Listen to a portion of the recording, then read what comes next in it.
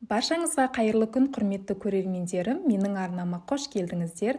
Бүгін сіздермен біздің балалық шақтың естен кетпес дәмі болған өте дәмді, жұп-жұмсақ, нағыз буфеттегідей болып пісіп шығатын осындай керемет коржиктарды дайындайтын боламыз. Осы видеоның астына описание бөліміне толық құрамын жазып қоятын боламын. Міндетті түрде сол жерден қарап жасап көрсеңіздер болады. Бір жасағаннан кереметтей болып шығады және сіздерге ұнайды деген ойдамын. Арасы да толықтай пісіп шығады. Ендеше видеоны соңына дейін қарап, егерде менің арнама тіркелмеген жаңа көрермен болсаңыз, міндетті түрде тіркеліңіз, лайк басыңыз, пікір қалдыруды ұмытпаңыз. Ең алдымен ыдысымызға жылы айранды құямыз, яғни бөлме температурасындағы айран. Менде магазиндегі 2,5% майлықтағы айран. Және де оның үстіне 1 шай қасық ас содамызды салып, венчиктің көмегімен жақсылап араластырып алатын боламыз. Осылай көпіргенше, яғни осылай реакция туындағанша араластырып отыратын боламыз.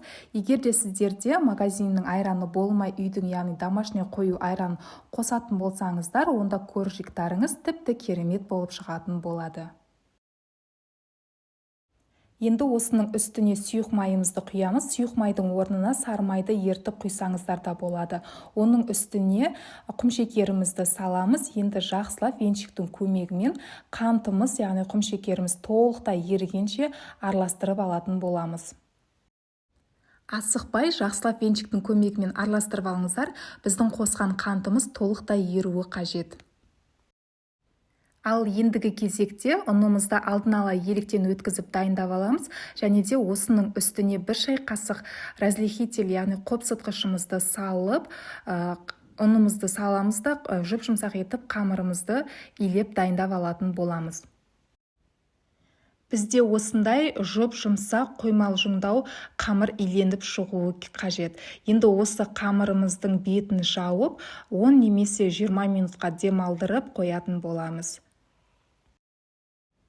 Мінекей, менің қамырым 20 минут аралығында демалып тұрды. Енді осы қамырымызды алып, жұмыс жасайтын столдың үстіне қойып, яғни бетіне ұнымызды сеуіп, қамырымызды жайып алатын боламыз. Қамырды жайғанда да қатты жұқартып жаюдың қажеті жоқ, шамамен 1,5 сантиметрдей болатын мөлшерде жайсаңыздар болады. Ал егерде қамырды жұп-жұқа етіп жаятын болсаңыздар, онда сіздердің коржиктарыңыз қатты болып қалуы мүмкін піскеннен кейін. Одан кейін осындай арнайы форманың көмегімен ойып аламыз. Мен бұл форманы арнайы кондитер дүкенінен алдым. Егер сіздерде форма болмаса, шай ішетін пиаламен ойып кесіп алсаңыздар болады. Және де осын енді барлығын алдын ала кесіп дайындап алдық. Енді противенге орналастырып, бетіне жұмыртқа емес, айран жағып шығатын боламыз. Шетіндегі қалған артық қамырларды да міндетті түрде жинап алып, біріктіріп, коржиктарды пісіріп алсаңыздар болады. Бұл коржиктің бір жақсысы құрамына ешқандай жұмыртқа және сары май қосуды қажет етпейтін, яғни барынша бюджетный вариантта жасалады.